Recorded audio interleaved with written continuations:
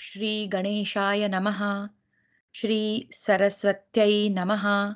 श्री वेदव्यासाय नमः।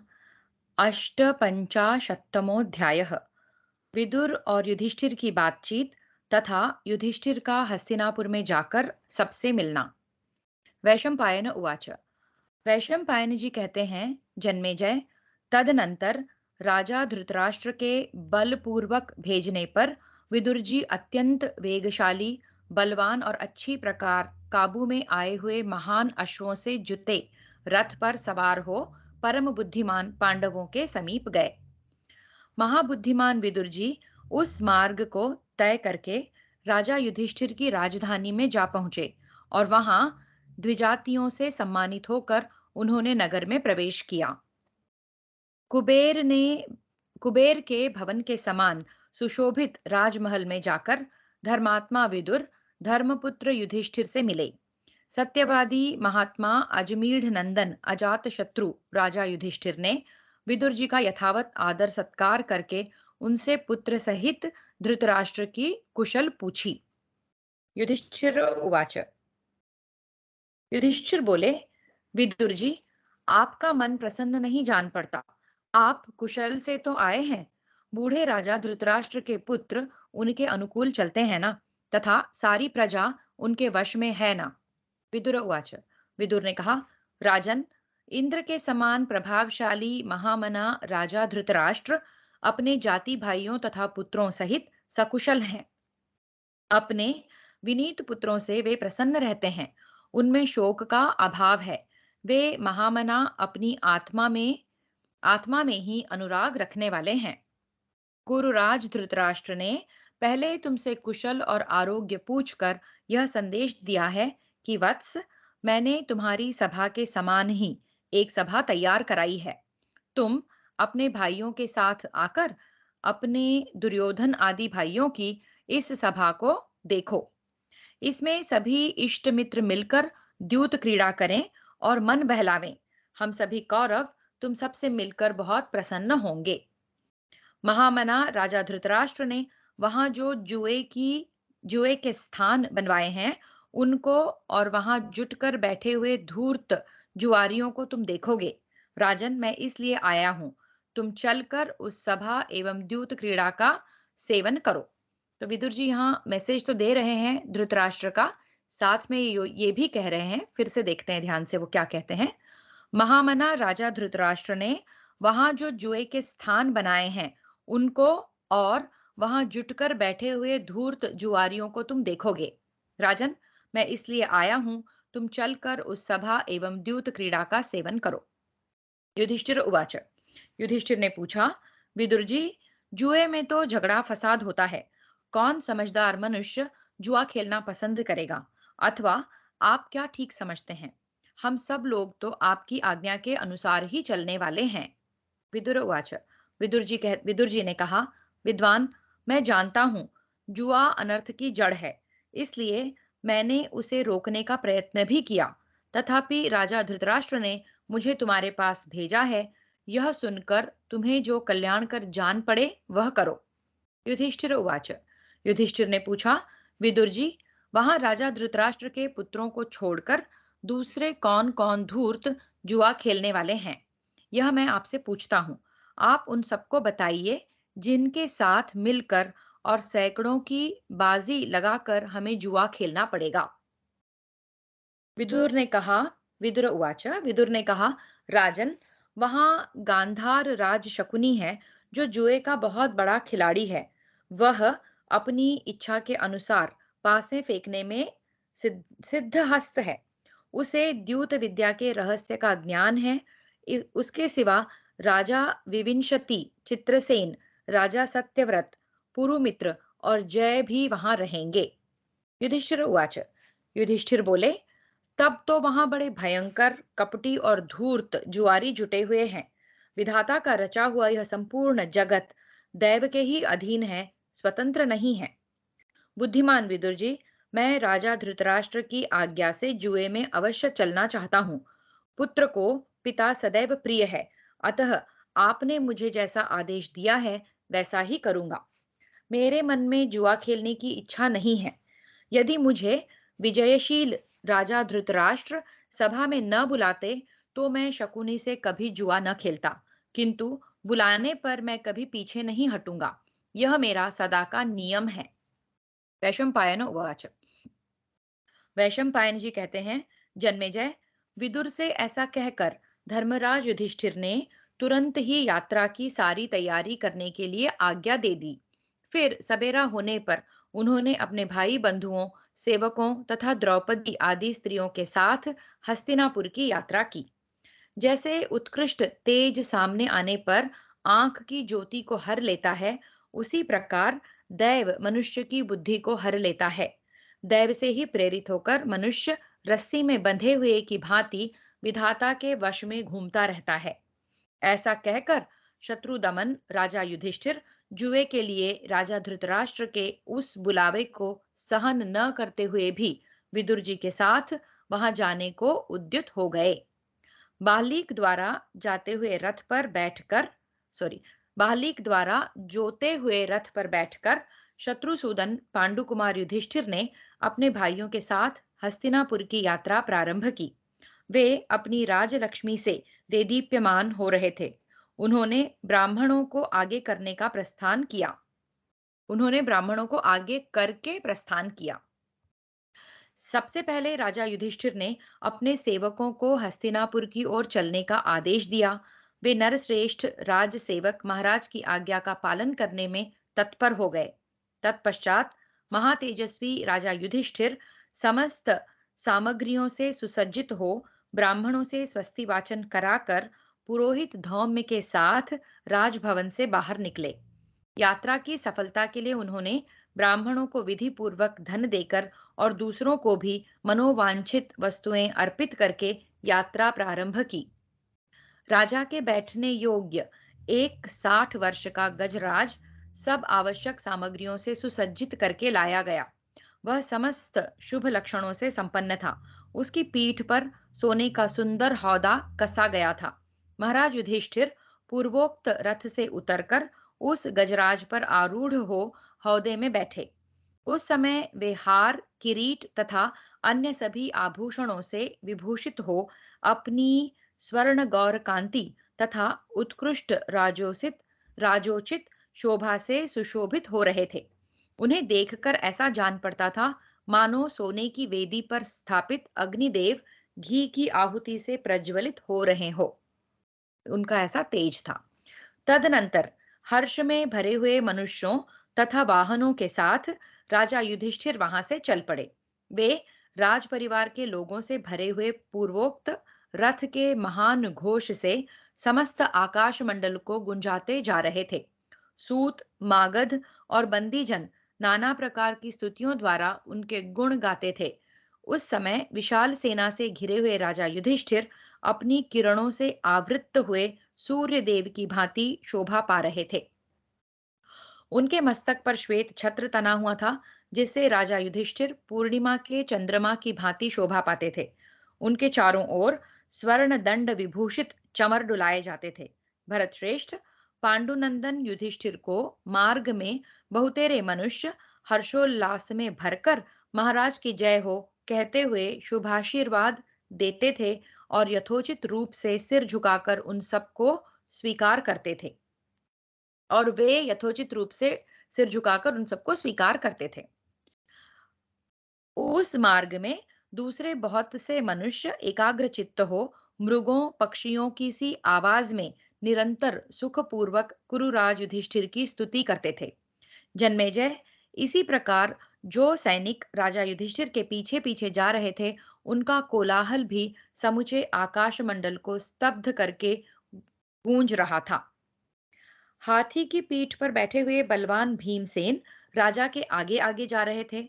उनके दोनों ओर सजे सजाए दो श्रेष्ठ अश्व थे, जिन पर नकुल और सहदेव बैठे थे। भरत श्रेष्ठ, वे दोनों भाई स्वयं तो अपने रूप सौंदर्य से सुशोभित थे ही, उस विशाल सेना की भी शोभा बढ़ा रहे थे। शस्त्रधारियों में श्रेष्ठ परम बुद्धिमान श्वेतवाहन अर्जुन अग्निदेव के दिए हुए रथ पर बैठकर गांडीव धनुष धारण किए महाराज के पीछे पीछे जा रहे थे। राजन, कुरुराज युधिष्ठिर सेना के बीच में चल रहे थे। द्रौपदी आदि स्त्रियां अपनी सेविकाओं तथा आवश्यक सामग्रियों के साथ सैकड़ों विचित्र शिबिकाओं यानी कि पालकियों पर आरूढ़ हो बड़ी भारी सेना के साथ महाराज के आगे आगे जा रही थी।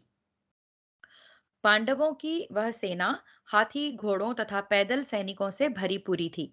उसमें बहुत से रथ भी थे जिनकी ध्वजाओं पर पताकाएं फहरा रही थी। उन सभी रथों में खड्ग आदि अस्त्र शस्त्र संग्रहित थे। पैदल सैनिकों का कोलाहल सब ओर फैल रहा था। राजन, शंख, दुंदुभी, ताल, वेणु और वीणा आदि वाद्यों की तुमुल ध्वनि वहां गूंज रही थी। उस समय हस्तिनापुर की ओर जाती हुई पांडवों की उस सेना की बड़ी शोभा हो रही थी। जन्मेजय, कुरुराज युधिष्ठिर अनेक सरोवर, नदी, वन और उपवनों को लांघते हुए हस्तिनापुर के समीप जा पहुंचे। वहां उन्होंने एक सुखद एवं समतल प्रदेश में सैनिकों सहित पड़ाव डाल दिया। उसी छावनी में पांडुनंदन युधिष्ठिर स्वयं भी ठहर गए। राजन, तदनंतर विदुर जी ने शोकाकुल वाणी में महाराज युधिष्ठिर को वहां का सारा वृत्तांत ठीक ठीक बता दिया कि धृतराष्ट्र क्या करना चाहते हैं और इस द्यूत क्रीड़ा के पीछे क्या रहस्य है। तब धृतराष्ट्र के द्वारा बुलाए बुलाए हुए काल के समयानुसार धर्मात्मा पांडुपुत्र युधिष्ठिर हस्तिनापुर में पहुंचकर धृतराष्ट्र के भवन में गए और उनसे मिले। तो यहाँ पर अ, युधिष्ठिर को विदुर जी ने संकेत दे दिया है कि ये जो द्यूत होने वाला है ये धर्म के अनुकूल नहीं होने वाला है, इसमें कुछ ना कुछ मैनिपुलेशन होने वाला है। तो युधिष्ठिर को ये बात पता है। इसी प्रकार महाराज युधिष्ठिर भीष्म, द्रोण, कर्ण, कृपाचार्य और अश्वत्थामा के साथ भी यथा योग्य मिले। तो अभी यहाँ पर ये लोग पहुंच गए हैं और सबसे मिल रहे हैं। तत्पश्चात पराक्रमी महाबाहु युधिष्ठिर सोमदत्त से मिलकर दुर्योधन, शल्य, शकुनी तथा जो राजा वहां पहले से ही आए हुए थे उन सब से मिले। फिर वीर दुशासन, उसके समस्त भाई, राजा जयद्रथ तथा संपूर्ण कौरवों से मिल करके भाइयों सहित महाबाहु युधिष्ठिर ने बुद्धिमान राजा धृतराष्ट्र के भवन में प्रवेश किया और वहां सदा ताराओं से घिरी रहने वाली रोहिणी देवी के समान पुत्र वधुओं के साथ बैठी हुई पतिव्रता गांधारी देवी को देखा। युधिष्ठिर ने गांधारी को प्रणाम किया और गांधारी ने भी उन्हें आशीर्वाद देकर प्रसन्न किया। तत्पश्चात अपने बूढ़े चाचा प्रज्ञाचक्षु राजा धृतराष्ट्र का पुनः दर्शन किया। तत्पश्चात उन्होंने उनका फिर से वो धृतराष्ट्र से मिले। राजा धृतराष्ट्र ने कुरुकुल को आनंदित करने वाले युधिष्ठिर तथा भीमसेन आदि अन्य चारों पांडवों का मस्तक सूंघा। जन्मेजय, उन पुरुष श्रेष्ठ प्रिय दर्शन पांडवों को आए देख कौरवों का बड़ा हर्ष हुआ। वो तो यही चाहते थे कि आ जाएं जल्दी से द्यूत खेलने। तत्पश्चात धृतराष्ट्र की आज्ञा ले पांडवों ने रत्नमय ग्रहों में प्रवेश किया। दुशाला आदि स्त्रियों ने वहां आए हुए उन सबको देखा। द्रुपद कुमारी की प्रज्वलित अग्नि के समान उत्तम समृद्धि देखकर धृतराष्ट्र की पुत्र वधुएं अधिक प्रसन्न नहीं हुई। तदनंतर वे नरश्रेष्ठ पांडव द्रौपदी आदि अपनी स्त्रियों से बातचीत करके पहले व्यायाम एवं केश प्रसाधन आदि कार्य किया। फिर से देखते हैं। तदनंतर वे नरश्रेष्ठ पांडव द्रौपदी आदि अपनी स्त्रियों से बातचीत करके पहले व्यायाम एवं केश प्रसाधन आदि कार्य किया। तदनंतर नित्य कर्म करके सबने अपने को दिव्य चंदन आदि से विभूषित किया। तत्पश्चात मन में कल्याण की भावना रखने वाले पांडव ब्राह्मणों से स्वस्ति वाचन कराकर मनोनुकूल भोजन करने के पश्चात शयन गृह में गए। वहां स्त्रियों द्वारा अपने सुयश का गान सुनते हुए वे कुरुकुल के श्रेष्ठ पुरुष सो गए। उनकी वह पुण्यमयी रात्रि रति विलास पूर्वक समाप्त हुई। प्रातःकाल बंदी जनों के द्वारा स्तुति सुनते हुए पूर्ण विश्राम के पश्चात उन्होंने निद्रा का त्याग किया। इस प्रकार सुखपूर्वक रात बिताकर वे प्रातःकाल उठे और संध्योपासन आदि नित्य कर्म करने करने के अनंतर उस रमणीय सभा में गए जहां जुआरियों ने उनका अभिनंदन किया। इस प्रकार श्री महाभारत सभा पर्व के अंतर्गत द्यूत पर्व में युधिष्ठिर सभा गमन विषयक 58वां अध्याय पूरा हुआ। तो यहाँ हमने देखा विदुर जी जाते हैं, अ, धृतराष्ट्र का निमंत्रण, उसके पीछे की सोच, सब कुछ युधिष्ठिर को साफ साफ बताते हैं। युधिष्ठिर पांचों भाइयों, द्रौपदी और अन्य स्त्रियों के साथ आते हैं, सबसे मिलते हैं और उस रात वो विश्राम करते हैं और दूसरे दिन जहां पर वो द्यूत के लिए भवन बना है वहां आप जा रहे हैं। आगे देखते हैं। एकोनषष्टि तमोध्याय, जुए के अनौचित्य के संबंध में युधिष्ठिर और शकुनी का संवाद। वैशंपायन उवाच। वैशंपायन जी कहते हैं, जन्मेजय, युधिष्ठिर आदि कुंती कुमार उस सभा में पहुंचकर सब राजाओं से मिले। अवस्था क्रम के अनुसार समस्त पूजनीय राजाओं का बारी बारी से सम्मान करके सबसे मिलने जुलने के पश्चात वे यथा योग्य सुंदर रमणीय गलीचों से युक्त विचित्र आसनों पर बैठे। उनके एवं उनके एवं सब नरेशों के बैठ जाने पर वहां सुबल कुमार शकुनी युधिष्ठ वहां सुबल कुमार शकुनी ने युधिष्ठिर से कहा। एक बार फिर, उनके एवं सब नरेशों के बैठ जाने पर वहां सुबल कुमार शकुनी ने युधिष्ठिर से कहा। शकुनिर्वाच। शकुनी बोला, महाराज युधिष्ठिर, सभा में पासे फेंकने वाला वस्त्र बिछा दिया गया है, सब आपकी ही प्रतीक्षा कर रहे हैं। अब पासे फेंक कर जुआ खेलने का अवसर मिलना चाहिए। युधिष्ठिर उवाच। युधिष्ठिर ने कहा, राजन, जुआ तो एक प्रकार का छल है तथा पाप का कारण है। इसमें न तो क्षत्रियोचित पराक्रम दिखाया जा सकता है और न इसकी कोई निश्चित नीति ही है। फिर तुम द्यूत की प्रशंसा क्यों करते हो? शकुने, जुआरियों का छल कपट में ही सम्मान होता है। सज्जन पुरुष वैसे सम्मान की प्रशंसा नहीं करते। अतः तुम क्रूर मनुष्य की भांति अनुचित मार्ग से हमें जीतने की चेष्टा न करो।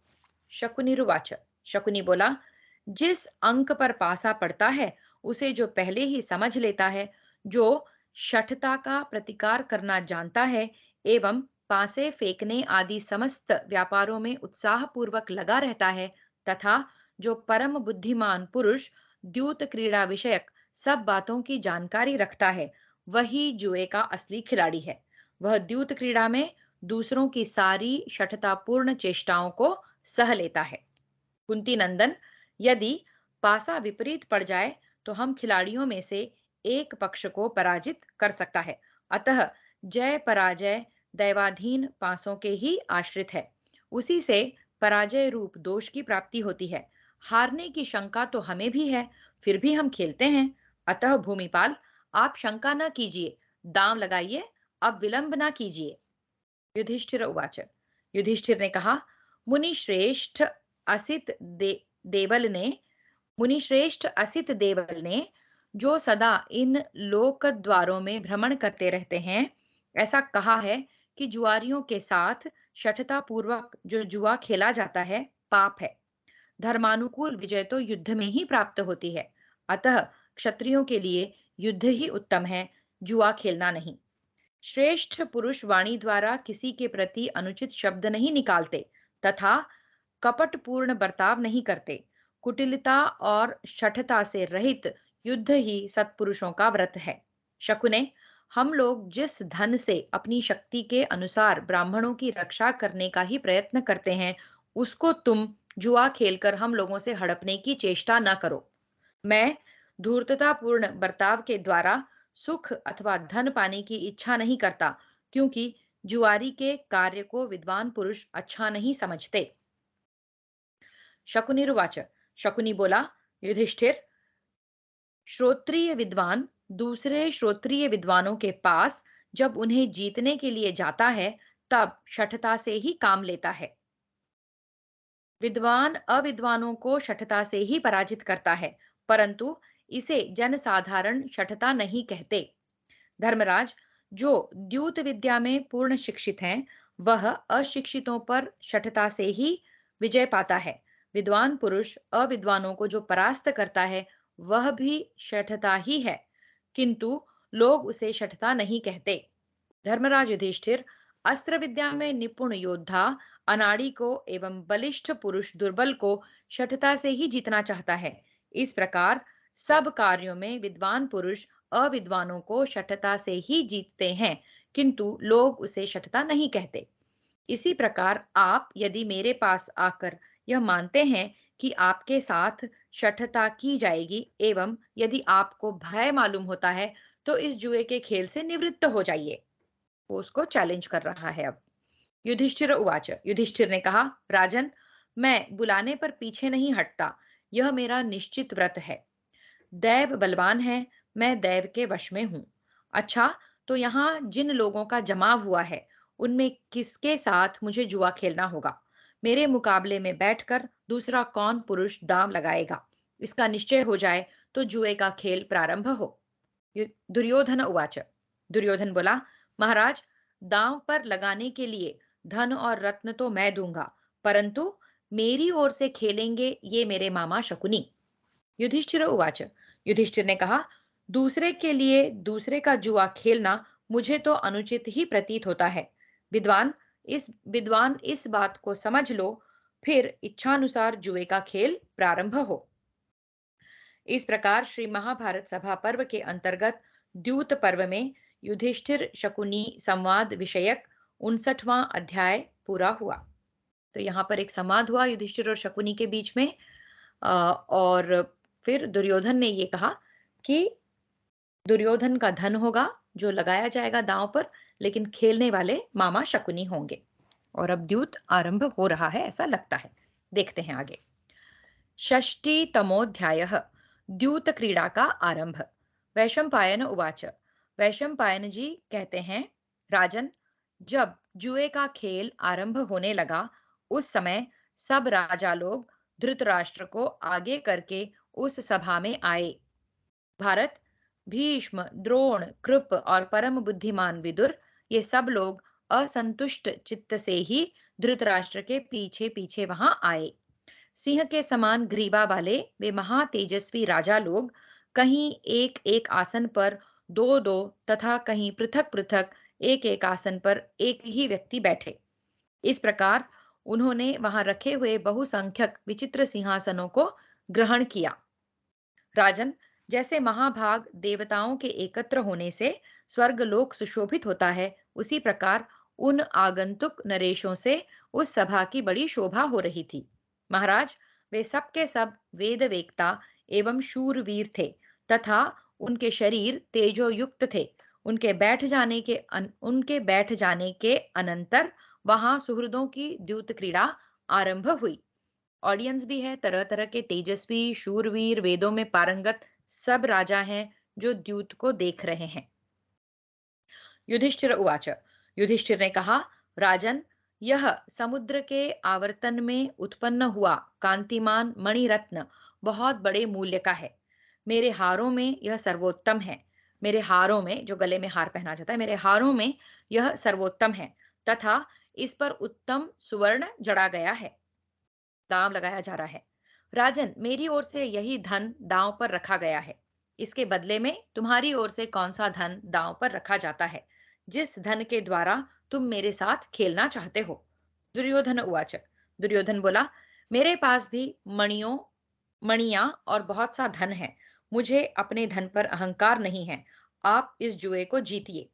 वैशंपायन उवाच, वैशंपायन जी कहते हैं, जन्मेजय, तदनंतर पासे फेंकने की कला में अत्यंत निपुण शकुनी ने उन पासों को हाथ में लिया और उन्हें फेंक कर युधिष्ठिर से कहा, लो, यह दांव मैंने जीता।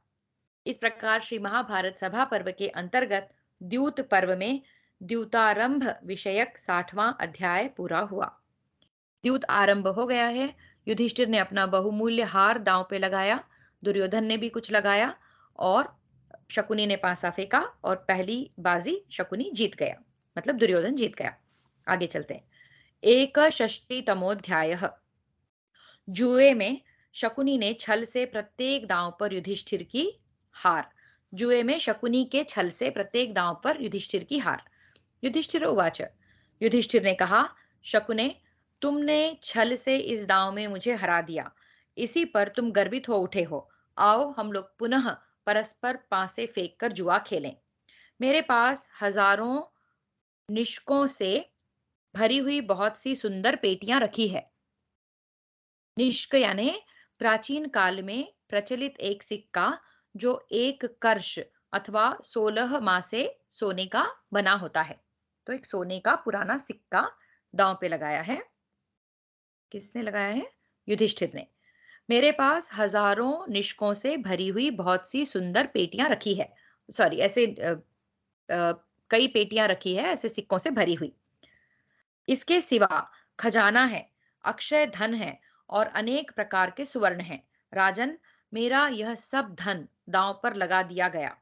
मैं इसके द्वारा तुम्हारे साथ खेलता हूं। तो उसने अपनी सारी सुवर्ण से भरी हुई पेटियां दांव पर लगा दी इस बार। वैशंपायन उवाच। वैशंपायन जी कहते हैं, जन्मेजय, यह सुनकर मर्यादा से कभी च्युत न होने वाले कौरवों के वंशधर एवं पांडवों के ज्येष्ठ पुत्र राजा युधिष्ठिर से शकुनी ने फिर कहा, लो, यह दांव भी मैं ही जीत गया। यह दांव भी मैंने ही जीता। युधिष्ठिर उवाच। युधिष्ठिर ने कहा, यह जो परमानंददायक राजरथ है जो हम लोगों को यहाँ तक ले आया है, रथों में श्रेष्ठ जैत्र नामक पुण्यमय श्रेष्ठ रथ है। चलते समय इससे मेघ और समुद्र की गर्जना के समान गंभीर ध्वनि होती रहती है। यह अकेला ही 1000 रथों के समान है। इसके ऊपर बाघ का चमड़ा लगा हुआ है। यह अत्यंत सुदृढ़ है। इसके पहिए तथा अन्य आवश्यक सामग्री बहुत सुंदर है। यह परम शोभायमान रथ क्षुद्र घंटिकाओं से सजाया गया है। कुरर पक्षी की सी कांति वाले 8 अच्छे घोड़े जो समूचे राष्ट्र में सम्मानित हैं, इस रथ को वहन करते हैं। भूमि का स्पर्श करने वाला कोई भी प्राणी इन घोड़ों के सामने पड़ जाने पर बच नहीं सकता। राजन, इन घोड़ों सहित यह रथ मेरा धन है, जिसे दांव पर रखकर मैं तुम्हारे साथ जुआ खेलता हूँ। वैशंपायन उवाच। वैशंपायन जी कहते हैं, जन्मेजय, यह सुनकर छल का आश्रय लेने वाले शकुनी ने पुनः पासे फेंके और जीत का निश्चय करके युधिष्ठिर से कहा, लो, यह भी जीत लिया। युधिष्ठिर उवाच। युधिष्ठिर ने कहा, मेरे पास 1 लाख तरुणी दासियां हैं जो सुवर्णमय मांगलिक आभूषण धारण करती हैं, जिनके हाथों में शंख की चूड़ियां, बाहों में बाजूबंद, कंठ में निशकों का हार तथा अन्य अंगों में भी सुंदर आभूषण हैं। बहुमूल्य हार उनकी शोभा बढ़ाते हैं। उनके वस्त्र बहुत ही सुंदर हैं। वे अपने शरीर में चंदन का लेप लगाती हैं, मणि और सुवर्ण धारण करती हैं तथा 64 कलाओं में निपुण हैं। नृत्य और गान में भी वे कुशल हैं। ये सब की सब मेरे आदेश से स्नातकों, मंत्रियों तथा राजाओं की सेवा परिचर्या करती हैं। राजन, यह मेरा धन है, जिसे दांव पर लगाकर मैं तुम्हारे साथ खेलता हूँ। वैशंपायन उवाच। वैशंपायन जी कहते हैं, जन्मेजय, यह सुनकर कपटी शकुनी ने पुनः जीत का निश्चय करके पासे फेंके और युधिष्ठिर से कहा, यह दांव भी मैंने ही जीता। युधिष्ठिर उवाच। युधिष्ठिर ने कहा, दासियों की तरह ही मेरे यहाँ 1 लाख दास हैं। वे कार्य कुशल तथा अनुकूल रहने वाले हैं। उनके शरीर पर सदा सुंदर उत्तरीय वस्त्र सुशोभित होते हैं। वे चतुर, बुद्धिमान, संयमी, तरुण अवस्था वाले हैं। उनके कानों में कुंडल झिलमिलाते रहते हैं। वे हाथों में भोजन पात्र लिए दिन रात अतिथियों को भोजन परोसते रहते हैं। राजन, यह मेरा धन है, जिसे दांव पर लगाकर मैं तुम्हारे साथ खेलता हूँ। वैशंपायन उवाच। वैशंपायन जी कहते हैं, जन्मेजय, यह सुनकर पुनः शठता का आश्रय लेने वाले शकुनी ने अपनी ही जीत का निश्चय करके युधिष्ठिर से कहा, लो, यह दांव भी मैंने जीत लिया। युधिष्ठिर उवाच। युधिष्ठिर ने कहा, सुबल कुमार, मेरे यहाँ 1000 मत वाले हाथी हैं, जिनके बांधने के रस्से सुवर्णमय हैं। वे सदा आभूषणों से विभूषित रहते हैं। उनके कपोल और मस्तक आदि अंगों पर कमल के चिन्ह बने हुए हैं। उनके गले में सोने के हार सुशोभित होते हैं। वे अच्छी तरह वश में किए हुए हैं और राजाओं की सवारी के काम में आते हैं। युद्ध में वे सब प्रकार के शब्द सहन करने वाले हैं। उनके दांत हल दंड के समान लंबे हैं और शरीर विशाल हैं। उनमें से प्रत्येक के 8-8 हथिनियां हैं। उनकी कांति नूतन मेघों की घटा के समान है। वे सबके सब बड़े बड़े नगरों को भी नाश कर देने की शक्ति रखते हैं। राजन, यह मेरा धन है, जिसे दांव पर लगाकर मैं तुम्हारे साथ खेलता हूँ। वैशंपायन उवाच। वैशंपायन जी कहते हैं, जन्मेजय, ऐसी बातें कहते हुए कुंती पुत्र युधिष्ठिर से शकुनी ने हंसकर कहा, इस दांव को भी मैंने ही जीत लिया। युधिष्ठिर उवाच। युधिष्ठिर ने कहा, मेरे पास उतने ही अर्थात 1000 रथ हैं, जिनकी ध्वजाओं में सोने के डंडे लगे हैं। उन रथों पर पताकाएं फहराती रहती हैं। उनमें सधे हुए घोड़े ज- जोते जाते हैं और विचित्र युद्ध करने वाले रथी उनमें बैठते हैं। उन रथियों में से प्रत्येक को अधिक से अधिक 1 सहस्र स्वर्ण मुद्राएं तक वेतन में मिलती हैं। वे युद्ध करते वे युद्ध कर रहे हों या न कर रहे हों, प्रत्येक मास में उन्हें यह वेतन प्राप्त होता रहता है। राजन, यह मेरा धन है, इसे दांव पर लगाकर मैं तुम्हारे साथ खेलता हूँ। वैशंपायन उवाच। वैशंपायन जी कहते हैं, जन्मेजय, उनके ऐसा कहने पर वैरी दुरात्मा शकुनी ने युधिष्ठिर से कहा, लो, यह भी जीत लिया। युधिष्ठिर उवाच। युधिष्ठिर ने कहा, मेरे यहाँ तीतर पक्षी के समान विचित्र वर्ण वाले गंधर्व देश के घोड़े हैं, जो सोने के हार से विभूषित हैं। शत्रु दमन चित्ररथ गंधर्व ने युद्ध में पराजित एवं तिरस्कृत होने के पश्चात संतुष्ट हो गांडीवधारी अर्जुन को प्रेम पूर्वक वे घोड़े भेंट किए थे। राजन, यह मेरा धन है, जिसे दांव पर लगाकर मैं तुम्हारे साथ खेलता हूँ। वैशंपायन उवाच। वैशंपायन जी कहते हैं, जन्मेजय, यह सुनकर छल का आश्रय लेने वाले शकुनी ने पुनः अपनी ही जीत का निश्चय करके युधिष्ठिर से कहा, यह दांव भी मैंने ही जीता है। युधिष्ठिर उवाच। युधिष्ठिर ने कहा, मेरे पास 10,000 श्रेष्ठ रथ और छकड़े हैं, जिनमें छोटे बड़े वाहन सदा जुटे ही रहते हैं। इसी प्रकार प्रत्येक वर्ण के हजारों चुने हुए योद्धा मेरे यहाँ एक साथ रहते हैं। वे सबके सब वीरोचित पराक्रम से संपन्न एवं शूरवीर हैं। उनकी संख्या 60,000 है। वे दूध पीते और शाली के चावल का भात खाकर रहते हैं। उन सब की छाती बहुत चौड़ी है। राजन, यह मेरा धन है, जिसे दांव पर रखकर मैं तुम्हारे साथ खेलता हूँ।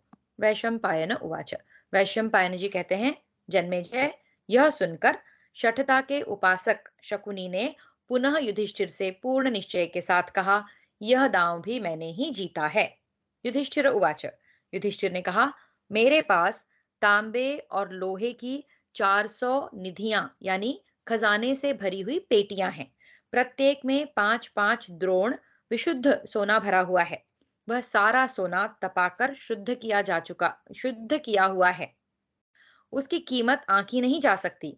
भारत, यह मेरा धन है, जिसे दांव पर रखकर मैं तुम्हारे साथ खेलता हूँ। वैशंपायन उवाच। वैशंपायन जी कहते हैं, जन्मेजय, ऐसा सुनकर छल का आश्रय लेने वाले शकुनी ने पूर्ववत पूर्ण निश्चय के साथ युधिष्ठिर से कहा, यह दांव भी मैंने ही जीता। इस प्रकार श्री महाभारत सभा पर्व के अंतर्गत द्यूत पर्व में द्यूत क्रीड़ा विषयक 61वां अध्याय पूरा हुआ। युधिष्ठिर अपनी धन संपत्ति लगाते जा रहे हैं। शकुनी जो है हर पासा हर हर दांव जो है पासे फेंकता है, जीतता जाता है। यही हम देख रहे हैं। आगे चलते हैं। द्विषष्टितमोध्याय। धृतराष्ट्र को विदुर की चेतावनी। वैशंपायन उवाच। वैशंपायन जी कहते हैं, जन्मेजय, इस प्रकार जब सर्वस्व का अपहरण करने वाली वह भयानक द्यूत क्रीड़ा चल रही थी, उसी समय समस्त संशयों का निवारण करने वाले विदुर जी बोल उठे। विदुर उवाच। विदुर जी ने कहा, भरत कुल तिलक महाराज धृतराष्ट्र, मरणासन्न रोगी को जैसे औषधि अच्छी नहीं लगती, उसी प्रकार आप लोगों को मेरी शास्त्र सम्मत बात भी अच्छी नहीं लगेगी। फिर भी मैं आपसे जो कुछ कह रहा हूं, उसे अच्छी तरह सुनिए और समझिए। यह भरत वंश का विनाश करने वाला पापी दुर्योधन पहले जब गर्भ से बाहर निकला था, गीदड़ के समान जोर जोर से चिल्लाने लगा था। अतः यह निश्चय ही आप सब लोगों के विनाश का कारण बनेगा। राजन, दुर्योधन के रूप में आपके घर के भीतर एक गीदड़ निवास कर रहा है, परंतु आप मोहवश इस बात को समझ नहीं पाते। सुनिए, मैं आपको शुक्राचार्य की कही हुई नीति की बात बतलाता हूँ। मधु बेचने वाला मनुष्य जब कहीं ऊंचे वृक्ष आदि पर मधु का छत्ता देख लेता है, तब वहां से गिरने की संभावना की ओर ध्यान नहीं देता। वह ऊंचे स्थान पर चढ़कर या तो मधु पाकर मग्न हो जाता है, अथवा उस ऊंचे स्थान से नीचे गिर जाता है। वैसे ही यह दुर्योधन जुए के नशे में इतना उन्मत्त हो गया है कि मधुमत्त पुरुष की भांति अपने ऊपर आने वाले संकट को नहीं देखता। महारथी पांडवों के साथ वैर करके हमें पतन के गर्त में गिरकर मरना पड़ेगा, इस बात को समझ नहीं पा रहा है। महाप्राज्ञ, मुझे मालूम है कि भोज वंश के एक नरेश ने पूर्व काल में पुरवासियों के हित की इच्छा से अपने कुमार्गगामी पुत्र का परित्याग कर दिया था। अंधकों, यादवों और भोजों ने मिलकर कंस को त्याग दिया तथा उन्हीं के आदेश से शत्रुघाती श्री कृष्ण ने उसको मार डाला। इस प्रकार उसके मारे जाने से समस्त बंधु बांधव सदा के लिए सुखी हो गए हैं। आप भी आज्ञा दें तो ये सव्यसाची अर्जुन इस दुर्योधन को बंदी बना ले सकते हैं। इसी पापी के कैद हो जाने से समस्त कौरव सुख और आनंद से रह सकते हैं। राजन, दुर्योधन कौवा है और पांडव मोर। इस कौवे को देकर आप विचित्र पंख वाले मयूरों को खरीद लीजिए। इस गीदड़ के द्वारा इन पांडव रूपी शेरों को अपनाइए। शोक के समुद्र में डूबकर प्राण न दीजिए। समूचे कुल की भलाई के लिए एक मनुष्य को त्याग दें, गांव के हित के लिए एक कुल को छोड़ दें, देश की भलाई के लिए एक गांव को त्याग दें और आत्मा के उद्धार के लिए सारी पृथ्वी का ही परित्याग कर दें। सबके मनोभावों को जानने वाले तथा सब शत्रुओं के लिए भयंकर सर्वज्ञ शुक्राचार्य ने जंभ दैत्य को त्याग करने के समय समस्त बड़े बड़े असुरों से यह कथा सुनाई थी। एक वन में कुछ पक्षी रहते थे जो अपने मुख से सोना उगला करते थे। एक दिन जब वे अपने घोंसले में आराम से बैठे थे, उस देश के राजा ने उन्हें लोभवश मरवा डाला। शत्रुओं को संताप देने वाले नरेश उस राजा को एक साथ बहुत सा सुवर्ण पा लेने की इच्छा थी। उपभोग के लोभ ने उसे अंधा बना दिया था। अतः उसने उस धन के लोभ से उन पक्षियों का वध करके वर्तमान और भविष्य दोनों लाभों का तत्काल नाश कर दिया। राजन, इसी प्रकार आप पांडवों का सारा धन हड़प लेने के लोभ से उनके साथ द्रोह कर रहे हैं। द्रोह ना करें, सॉरी। अन्यथा उन पक्षियों की हिंसा करने वाले राजा की भांति आपको भी मोहवश पश्चाताप करना पड़ेगा। इस द्रोह से आपका उसी तरह सर्वनाश हो जाएगा जैसे बंसी का कांटा निगल लेने से मछली का नाश हो जाता है। भरत कुलभूषण जैसे माली उद्यान के वृक्षों को बार बार सींचता रहता है और समय समय पर उनसे खिले पुष्पों का उनके उनसे खिले पुष्पों को चुनता भी रहता है, उसी प्रकार आप पांडव रूपी वृक्षों को स्नेह जल से सींचते हुए उनसे उत्पन्न होने वाले धन रूपी पुष्पों को लेते रहिए।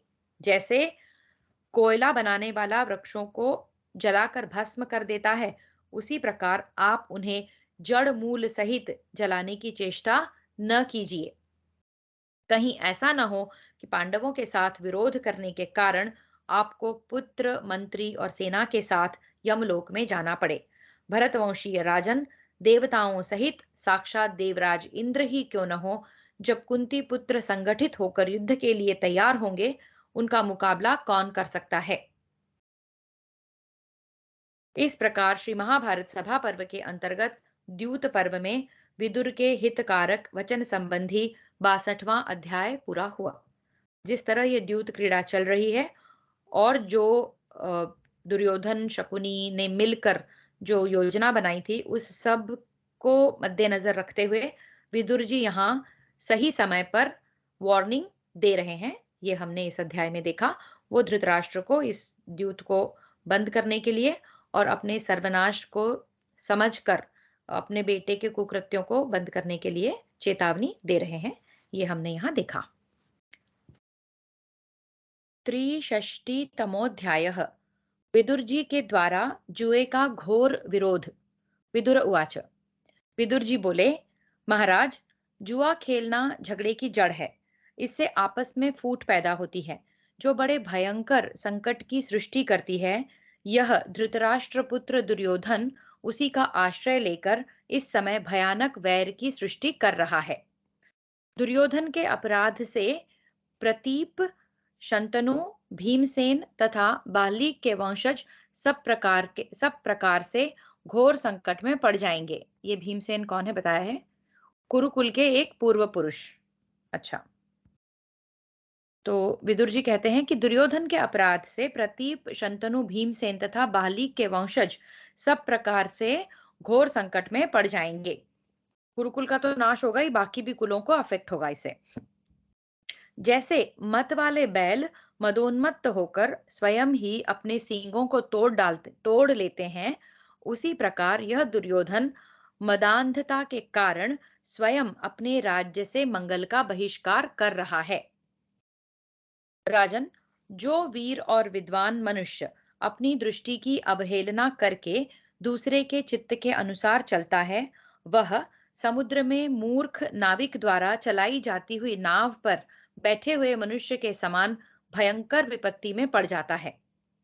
दुर्योधन पांडुनंदन युधिष्ठिर के साथ दांव लगाकर जुआ खेल रहा है, साथ ही वह जीत भी रहा है। यह सोचकर तुम बहुत प्रसन्न हो रहे हो, किंतु आज का यह अतिशय विनोद शीघ्र ही भयंकर युद्ध के रूप में परिणित होने वाला है, जिससे अगणित मनुष्यों का संहार होगा। जुआ अधः पतन करने वाला है, परंतु शकुनी ने इसे उत्तम मानकर यहाँ उपस्थित किया है। यह जुए का निश्चय आप लोगों के हृदय में गुप्त मंत्रणा के पश्चात स्थिर हुआ है। तो आप लोगों ने षड्यंत्र रचा और फिर इसके बारे में मन बनाया है पूरी तरह। परंतु यह जुए का खेल आपके अपने ही बंधु युधिष्ठिर के साथ आपके विचार और इच्छा के विरुद्ध कलह के रूप में परिणित हो जाएगा। प्रतीप और शंतनु के वंशजों, कौरवों की सभा में मेरी कही हुई बात ध्यान से सुनो। यह विद्वानों को भी मान्य है। तुम लोग इस मूर्ख दुर्योधन के पीछे चलकर वैर की धधकती हुई भयानक आग में न कूदो। जुए के मैदान में भूले हुए अजात शत्रु युधिष्ठिर जब अपना क्रोध न रोक सकेंगे, तथा भीमसेन, अर्जुन एवं नकुल सहदेव भी जब क्रुद्ध हो उठेंगे, उस समय घमासान युद्ध छिड़ जाने पर विपत्ति के महासागर में डूबते हुए तुम लोगों का कौन आश्रय दाता है? ये बहुत अर्थपूर्ण वाक्य है। ये बोल रहे हैं जुए के मैदान में भूले हुए अजात शत्रु युधिष्ठिर, अभी भूल में पड़ गए हैं ये युधिष्ठिर, लेकिन बाद में जब इनको क्रोध आएगा तो जो युद्ध होगा उससे कोई नहीं बचा सकता तुमको। महाराज, आप जुए से पहले भी मन से जितना धन चाहते उतना धन पा सकते थे। यदि अत्यंत धनवान पांडवों को आपने जुए के द्वारा जीत ही लिया, तो इससे आपका क्या होगा? कुंती के पुत्र स्वयं ही धन स्वरूप हैं, आप इन्हीं को अपनाइए। मैं सुबलपुत्र शकुनी का जुआ खेलना कैसा है यह जानता हूं। यह पर्वतीय नरेश जुए की सारी कपट विद्या को जानता है। मेरी इच्छा है कि यह शकुनी जहां से आया है वहीं लौट जाए। भारत, इस तरह कौरवों तथा पांडवों के युद्ध की आग न भड़काओ। इस प्रकार श्री महाभारत सभा पर्व के अंतर्गत द्यूत पर्व में विदुर वाक्य विषयक 63वां अध्याय पूरा हुआ। इसमें भी विदुर जी अपनी वार्निंग को कंटिन्यू करते हैं और अपने विचारों को स्पष्ट करते जाते हैं। दुर्योधन की दुर्योधन की गलत वृत्तियां और अपने ही बांधवों के साथ इस तरह का द्वेष करना और शकुनी की कूटनीति के चक्कर में पड़कर जो है आप सर्वनाश के प्रति जा रहे हो, ऐसा आपको नहीं करना चाहिए। अगर आपको धन ही चाहिए तो पांडवों को अपना लो, वो प्रेम से ही आपको दे देंगे बहुत कुछ। यहाँ पर ये कहा है विदुर जी ने। आगे चलते हैं। चतुष्षष्टितमोऽध्यायः। दुर्योधन का विदुर को फटकारना और विदुर का उसे चेतावनी देना। दुर्योधन उवाच। दुर्योधन बोला, विदुर, तुम सदा हमारे शत्रुओं की सॉरी तुम सदा हमारे शत्रुओं के ही सुयश की डींग हाँकते रहते हो और हम सभी धृतराष्ट्र के पुत्रों की निंदा किया करते हो। तुम किसी के प्रेमी हो यह हम जान तुम किसके प्रेमी हो यह हम जानते हैं। हमें मूर्ख समझकर तुम सदा हमारा अपमान ही करते रहते हो। जो दूसरों को चाहने वाला है वह मनुष्य पहचानने में आ जाता है, क्योंकि वह जिसके प्रति द्वेष होता है उसकी निंदा, और जिसके प्रति राग होता है उसकी प्रशंसा में संलग्न रहता है। तुम्हारा हृदय हमारे प्रति किस प्रकार दोष से परिपूर्ण है, यह बात तुम्हारी जिह्वा प्रकट कर देती है। तुम अपने से श्रेष्ठ पुरुषों के प्रति इस प्रकार हृदय का द्वेष न प्रकट करो। बेसिकली ही सेइंग कि विदुर को कह रहे हैं कि तुमसे हम श्रेष्ठ हैं। मतलब विदुर से धृतराष्ट्र का परिवार श्रेष्ठ है और उनके प्रति निंदा मत प्रकट करो। ये कह रहा है दुर्योधन विदुर जी से। हमारे लिए तुम गोद में बैठे सांप के समान हो और बिलाव की भांति पालने वाले का ही गला घोंट रहे हो। तुम स्वामी द्रोह रखते हो, फिर भी तुम्हें लोग पापी नहीं कहते। विदुर, तुम इस पाप से डरते क्यों नहीं? हमने शत्रुओं को जीतकर धन रूप महान फल प्राप्त किया है। विदुर, तुम हमसे यहाँ कटु वचन न बोलो। तुम शत्रुओं के साथ मेल करके प्रसन्न हो रहे हो और हमारे साथ मेल करके भी अब हमारे शत्रुओं की प्रशंसा करके हम लोगों के बारंबार द्वेष के पात्र बन रहे हो। अक्षम्य कटुवचन बोलने वाला मनुष्य शत्रु बन जाता है। शत्रु की प्रशंसा करते समय भी लोग अपने गूढ़ मनोभाव को छिपाए रखते हैं। निर्लज्ज विदुर, तुम भी उसी नीति का आश्रय लेकर चुप क्यों नहीं रहते? हमारे काम में बाधा क्यों डालते हो? तुम जो मन में आता है वही बक जाते हो। विदुर, तुम हम लोगों का अपमान कर रहे हो। तुम्हारे इस मन को हम जान चुके हैं। तुम बड़े बूढ़ों के निकट बैठकर बुद्धि सीखो। तुम्हारे पूर्वार्जित यश की रक्षा करो। दूसरों के कामों में हस्तक्षेप न करो। विदुर, मैं ही करता धरता हूं ऐसा न समझो। हमें प्रतिदिन कड़वी बातें न कहो। मैं अपने हित के संबंध में तुमसे कोई सलाह नहीं पूछता हूं। तुम्हारा भला हो, हम तुम्हारी कठोर बातें सहते चले जाते हैं। इसलिए हम क्षमाशीलों को तुम अपने वचन रूपी बाणों से छेदो मत। देखो, इस जगत का शासन करने वाला एक ही है, दूसरा नहीं। वही शासक माता के गर्भ में सोए हुए शिशु पर भी शासन करता है। उसके द्वारा मैं भी अनुशासित हूँ। अतः जैसे जल स्वाभाविक ही नीचे की ओर जाता है, वैसे ही वह जग नियंता मुझे जिस काम में लगाता है, मैं वैसे ही उसी काम में लगता हूँ। क्या फिलॉसफी है! जिनसे प्रेरित होकर मनुष्य अपने सिर से पर्वत को विदीर्ण करना चाहता है, अर्थात पत्थर पर सिर पटक कर स्वयं ही अपने को पीड़ा देता है, तथा जिनकी प्रेरणा से मनुष्य सर्प को भी दूध पिलाकर पालता है, उसी सर्वनियंता की बुद्धि समस्त जगत के कार्यों का अनुशासन करती है। जो बलपूर्वक किसी पर अपना उपदेश लादता है, वह अपने उस व्यवहार के द्वारा उसे अपना शत्रु बना लेता है। इस प्रकार मित्रता का अनुसरण करने वाले मनुष्य को विद्वान पुरुष त्याग त्यागते हैं त्याग दें सॉरी क्या हो रहा है इस प्रकार मित्रता का अनुसरण करने वाले मनुष्य को विद्वान पुरुष त्याग दे। भारत, जो पहले कपूर में आग लगाकर उसे प्रज्वलित हो जाने पर देर तक उसे बुझाने के लिए नहीं दौड़ता, वह कहीं उसकी बची हुई राख भी नहीं पाता। विदुर, जो शत्रु का पक्षपाती हो, अपने से द्वेष रखता हो और अहित करने वाला हो, ऐसे मनुष्य को घर में नहीं रहने देना चाहिए। अतः तुम्हारी जहां इच्छा हो चले जाओ।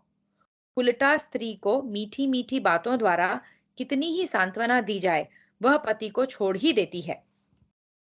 विदुर उवाच, विदुर ने कहा, राजन, जो इस प्रकार मन के प्रतिकूल किंतु हित भरी शिक्षा देने मात्र से अपने हितैषी पुरुषों को त्याग देते हैं, उनका वह बर्ताव कैसा है, यह आप साक्षी की भांति पक्षपात रहित होकर बताइए। क्योंकि राजाओं के चित्त द्वेष से भरे होते हैं, इसलिए वे सामने मीठे वचनों द्वारा सांत्वना देकर पीठ पीछे मूसलों से आघात करवाते हैं। राजकुमार दुर्योधन, तुम्हारी बुद्धि बड़ी मंद है। तुम अपने को विद्वान और मुझे मूर्ख समझते हो। जो किसी पुरुष को सुहृद के पद पर स्थापित करके फिर स्वयं ही उस पर दोषारोपण करता है, वही मूर्ख है।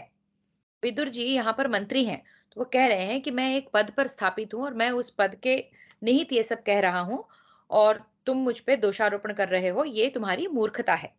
जैसे क्षत्रिय के घर में दुराचारिणी स्त्री कल्याण में अग्निहोत्र आदि कार्यों में नहीं लगाई जा सकती, उसी प्रकार मंद बुद्धि पुरुष को कल्याण के मार्ग पर नहीं लगाया जा सकता। जैसे कुमारी कन्या को 60 वर्ष का बूढ़ा पति नहीं पसंद आ सकता, उसी प्रकार भरतवंश शिरोमणि दुर्योधन को निश्चय ही मेरा उपदेश रुचिकर नहीं प्रतीत होता। राजन, यदि तुम भले बुरे सभी कार्यों में केवल चिकनी चुपड़ी बातें ही सुनना चाहते हो, तो स्त्रियां, मूर्खों, पंगुओं तथा उसी तरह के अन्य सब मनुष्यों से सलाह लिया करो। इस संसार में सदा मन को प्रिय लगने वाले वचन बोलने वाला महापापी मनुष्य भी अवश्य मिल सकता है, परंतु हितकर होते हुए भी अप्रिय वचन को कहने और सुनने वाले दोनों दुर्लभ हैं। जो धर्म में तत्पर रहकर स्वामी के प्रिय अप्रिय का विचार छोड़कर अप्रिय होने पर भी हितकर वचन बोलता है, वही राजा का सच्चा सहायक है। महाराज, जो पी लेने पर मानसिक रोगों का विनाश करने वाला है, कड़वी बातों से जिसकी उत्पत्ति होती है, जो तीखा, तापदायक, कीर्तिनाशक, कठोर और दूषित प्रतीत होता है, जिसे दुष्ट लोग नहीं पी सकते तथा जो सत्पुरुषों के पीने की वस्तु है, उस क्रोध को पीकर शांत हो जाइए। मैं तो चाहता हूं कि विचित्र वीर्य नंदन धृतराष्ट्र और उनके पुत्रों को सदा यश और धन दोनों प्राप्त हो, परंतु दुर्योधन, तुम जैसे रहना चाहते हो वैसे रहो, तुम्हें नमस्कार है। ब्राह्मण लोग मेरे लिए भी कल्याण का आशीर्वाद दें। गुरुनंदन, मैं एकाग्र हृदय से तुमसे यह बात बता रहा हूँ। विद्वान पुरुष उन सर्पों को कुपित न करें जो दांतों और नेत्रों से भी विष उगलते रहते हैं, अर्थात ये पांडव तुम्हारे लिए सर्पों से भी अधिक भयंकर हैं, इन्हें मत छेड़ो। इस प्रकार श्री महाभारत सभा पर्व के अंतर्गत द्यूत पर्व में विदुर के हितकारक वचन विषयक 64वां अध्याय पूरा हुआ। Hats off to Vidur ji, निर्भीक रूप से जो सत्य है उसको जैसा है वैसा ही कह रहे हैं। पंचषष्टितमोऽध्यायः। युधिष्ठिर का धन, राज्य, भाइयों तथा द्रौपदी सहित अपने को भी हारना। शकुनिरुवाच। शकुनी बोला, कुंती नंदन युधिष्ठिर, आप अब तक पांडवों का बहुत सा धन हार चुके। यदि आपके पास बिना हारा हुआ कोई धन शेष हो तो बताइए। युधिष्ठिर उवाच। युधिष्ठिर बोले, सुबल पुत्र, मेरे पास असंख्य धन है जिसे मैं जानता हूं। शकुने, तुम मेरे धन का परिणाम क्यों पूछते हो? अयुत, प्रयुत, शंकु, पद्म, अर्बुद, खर्व, शंख, निखर्व, महापद्म, कोटि, मध्य, परार्ध और पर इतना धन मेरे पास है। राजन, खेलो, मैं इसी को दांव पर रख कर तुम्हारे साथ खेलता हूँ।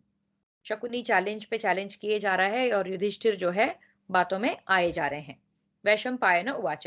वैशंपायन जी कहते हैं, जन्मेजय, यह सुनकर शकुनी ने छल का आश्रय ले पुनः इसी निश्चय के साथ युधिष्ठिर से कहा, लो, यह धन भी मैंने जीत लिया। युधिष्ठिर उवाच। युधिष्ठिर बोले, सुबल पुत्र, मेरे पास सिंधु नदी के पूर्वी तट से लेकर पर्णाशा नदी के किनारे तक जो भी बैल, घोड़े, गाय, भेड़ एवं बकरी आदि पशुधन हैं, वह असंख्य हैं। उनमें भी दूध देने वाली गौओं की संख्या अधिक है। यह सारा मेरा धन है जिसे मैं दांव पर रखकर तुम्हारे साथ खेलता हूँ। वैशंपायन उवाच। वैशंपायन जी कहते हैं, जन्मेजय, यह सुनकर शठता के आश्रित हुए शकुनी ने अपनी ही जीत घोषित करते हुए युधिष्ठिर से कहा, लो, यह दांव भी मैंने ही जीता। युधिष्ठिर उवाच। युधिष्ठिर बोले, राजन, ब्राह्मणों को जीविका रूप में जो ग्रामादि दिए गए हैं, उन्हें छोड़कर शेष जो नगर, जनपद तथा भूमि मेरे अधिकार में है तथा जो ब्राह्मणेतर मनुष्य मेरे यहाँ रहते हैं, वे सब मेरे शेष धन हैं। शकुने, मैं इसी धन को दांव पर रखकर तुम्हारे साथ जुआ खेलता हूँ। वैशंपायन उवाच। वैशंपायन जी कहते हैं, जन्मेजय, यह सुनकर कपट का आश्रय ग्रहण करके शकुनी ने पुनः अपनी ही जीत का निश्चय करके युधिष्ठिर से कहा, इस दांव पर भी मेरी ही विजय हुई। युधिष्ठिर उवाच। युधिष्ठिर बोले, राजन, ये राजपुत्र जिन आभूषणों से विभूषित होकर शोभित हो रहे हैं, वे कुंडल और गले के सर्वभूषण आदि समस्त राजकीय आभूषण मेरे धन हैं। इन्हें दांव पर लगाकर मैं तुम्हारे साथ खेलता हूँ। वैशंपायन उवाच। वैशंपायन जी कहते हैं, जन्मेजय, यह सुनकर छल कपट का आश्रय लेने वाले शकुनी ने युधिष्ठिर से निश्चय पूर्वक कहा, लो, यह भी मैंने जीता। युधिष्ठिर उवाच। युधिष्ठिर बोले, श्याम वर्ण, तरुण, लाल नेत्रों और सिंह के समान कंधों वाले महाबाहु नकुल को ही इस समय मैं दांव पर रखता हूँ। इन्हीं को मेरे मेरे दांव का धन समझो। शकुनि रुवाच। शकुनि बोला, धर्मराज युधिष्ठिर, आपके परम प्रिय राजकुमार नकुल तो हमारे अधीन हो गए। अब किस धन से आप यहाँ खेल रहे हैं? वैशंपायन उवाच। वैशंपायन जी कहते हैं, जन्मेजय, ऐसा कहकर शकुनी ने पांसे फेंके और युधिष्ठिर से कहा, लो, इस दांव पर भी मेरी ही विजय हुई। युधिष्ठिर उवाच। युधिष्ठिर बोले, ये सहदेव धर्मों का उपदेश करते हैं। संसार में पंडितों के रूप में इनकी ख्याति है। मेरे प्रिय राजकुमार सहदेव यद्यपि दांव पर लगाने के योग्य नहीं हैं, तो भी मैं अप्रिय वस्तु की भांति इन्हें दांव पर रखकर खेलता हूँ। वैशंपायन उवाच। वैशंपायन जी कहते हैं, जन्मेजय, यह सुनकर छली शकुनी ने उसी निश्चय के साथ युधिष्ठिर से कहा, यह दांव भी मैंने ही जीता। शकुनि रुवाच। शकुनि बोला, राजन, आपके ये दोनों प्रिय भाई माद्री के पुत्र नकुल सहदेव तो मेरे द्वारा जीत लिए गए। अब रहे भीमसेन और अर्जुन। मैं समझता हूँ ये दोनों आपके लिए अधिक गौरव की वस्तु हैं, इसलिए आप इन्हें दांव पर नहीं लगाते। युधिष्ठिर उवाच। युधिष्ठिर बोले, ओ मूढ़, तू निश्चय ही अधर्म का आचरण कर रहा है, जो न्याय की ओर नहीं देखता। तू शुद्ध हृदय वाले हमारे भाइयों में फूट डालना चाहता है। शकुनि रुवाच। शकुनि बोला, राजन, धन के लोभ से अधर्म करने वाला मत वाला मनुष्य नरक कुंड में सरिता है। अधिक उन्मत्त हुआ ठूंठा काठ हो जाता है। आप तो आयु में बड़े और गुणों में श्रेष्ठ हैं। भरतवंश विभूषण, आपको नमस्कार है। धर्मराज युधिष्ठिर, जुआरी जुआ खेलते समय पागल होकर जो अनाप शनाप बातें बक जाया करते हैं, वे न कभी स्वप्न में दिखाई देती हैं और न जागृत काल में ही। युधिष्ठिर उवाच। युधिष्ठिर ने कहा, शकुने, जो युद्ध रूपी समुद्र में हम लोगों को नौका की भांति पार लगाने वाले हैं तथा शत्रुओं पर विजय पाते हैं, वे लोक विख्यात वेगशाली वीर राजकुमार अर्जुन यद्यपि दांव पर लगाने योग्य नहीं हैं, तो भी उनको दांव पर लगाकर मैं तुम्हारे साथ खेलता हूँ। वैशंपायन उवाच। वैशंपायन जी कहते हैं, जन्मेजय, यह सुनकर कपटी शकुनी ने पूर्ववत विजय का निश्चय करके युधिष्ठिर से कहा, यह भी मैंने ही जीता। शकुनि रुवाच। शकुनि फिर बोला, राजन, ये पांडवों में धनुर्धर वीर सव्यसाची अर्जुन मेरे द्वारा जीत लिए गए। पांडुनंदन, अब आपके पास भीमसेन ही जुआरियों को प्राप्त होने वाले धन के रूप में शेष हैं, अतः इन्हीं को दांव पर रखकर खेलिए। युधिष्ठिर उवाच। युधिष्ठिर ने कहा, राजन, जो युद्ध में हमारे सेनापति और दानव शत्रु वज्रधारी इंद्र के समान अकेले ही आगे बढ़ने वाले हैं, जो तिरछी दृष्टि से देखते हैं, जिनकी भौहें धनुष की भांति झुकी हुई हैं, जिनका हृदय विशाल और कंधे सिंह के समान हैं, जो सदा अत्यंत अमर्ष में भरे रहते हैं, बल में जिनकी समानता करने वाला कोई पुरुष नहीं है, जो गदाधारियों में अग्रगण्य तथा अपने शत्रुओं को कुचल डालने वाले हैं, उन्हीं राजकुमार भीमसेन को दांव पर लगाकर मैं जुआ खेलता हूँ, यद्यपि वे इसके योग्य नहीं हैं। वैशंपायन उवाच। वैशंपायन जी कहते हैं, जन्मेजय, यह सुनकर शठता का आश्रय लेकर शकुनी ने उसी निश्चय के साथ युधिष्ठिर से कहा, यह दांव भी मैंने ही जीता। शकुनी रुवाच। शकुनी बोला, कुंती नंदन, आप अपने भाइयों और हाथी घोड़ों सहित बहुत धन हार चुके। अब आपके पास बिना हारा हुआ धन कोई अवशिष्ट हो तो बतलाइए। युधिष्ठिर उवाच। युधिष्ठिर ने कहा, मैं अपने सब भाइयों में बड़ा और सबका प्रिय हूं, अतः अपने को ही दांव पर लगाता हूं। यदि मैं हार गया तो पराजित दास की भांति सब कार्य करूंगा। वैशंपायन उवाच। वैशंपायन जी कहते हैं, जन्मेजय, यह सुनकर कपटी शकुनी ने निश्चय पूर्वक अपनी जीत घोषित करते हुए युधिष्ठिर से कहा, ये दांव भी मैंने ही जीता। शकुनी रुवाच। शकुनी फिर बोला, राजन, आप अपने को दांव पर लगाकर जो हार गए, यह आपके द्वारा बड़ा अधर्म कार्य हुआ। धन के शेष रहते हुए अपने आप को हार जाना महान पाप है। वैशंपायन उवाच। वैशंपायन जी कहते हैं, जन्मेजय, पासा फेंकने की विद्या में निपुण शकुनी ने राजा युधिष्ठिर से दांव लगाने के विषय में उक्त बातें कहकर सभा में बैठे हुए लोक प्रसिद्ध वीर राजाओं को पृथक पृथक पांडवों की पराजय सूचित की। शकुनी रुवाच। तत्पश्चात शकुनी ने फिर कहा, राजन, आपकी प्रियतमा द्रौपदी एक ऐसा दांव है जिसे आप अब तक नहीं हारे हैं। अतः पांचाल राजकुमारी कृष्णा को आप दांव पर रखिए और उसके द्वारा फिर अपने को जीत लीजिए। युधिष्ठिर उवाच। युधिष्ठिर ने कहा, जो न नाटी है, न लंबी, न कृष्ण वर्णा है, न अधिक रक्त वर्णा, तथा जिसके केश नीले और घुंघराले हैं, उस द्रौपदी को दांव पर लगाकर मैं तुम्हारे साथ जुआ खेलता हूँ। उसके नेत्र शरद ऋतु के प्रफुल्ल कमल दल के समान सुंदर एवं विशाल हैं। उसके शरीर से शारदीय कमल के समान सुगंध फैलती रहती है। वह शरद ऋतु के कमलों का सेवन करती है तथा रूप में साक्षात लक्ष्मी के समान है।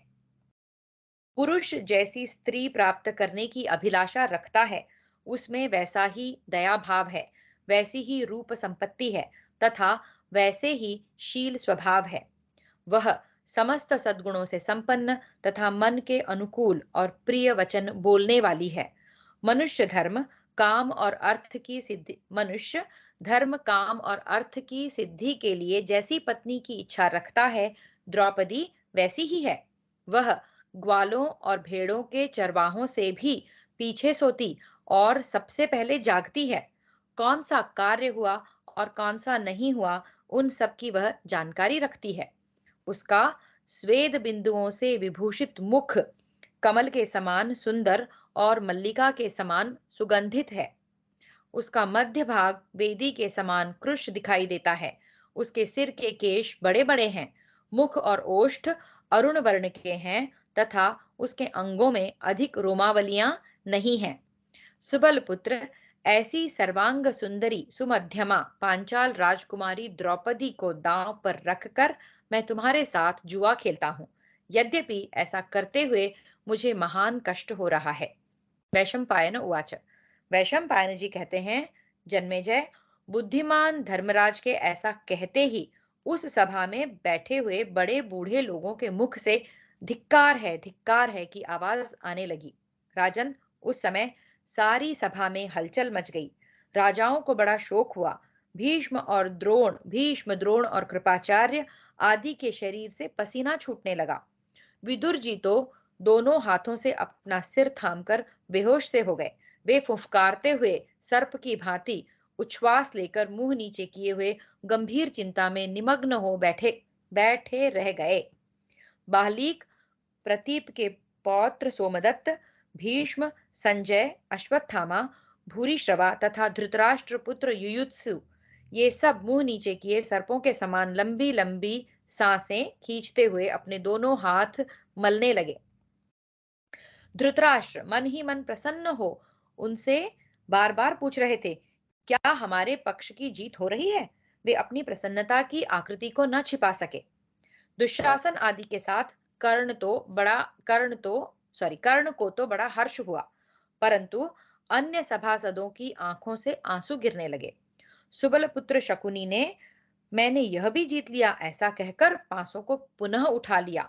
उस समय वह विजयोल्लास से सुशोभित और मदोन्मत्त हो रहा था।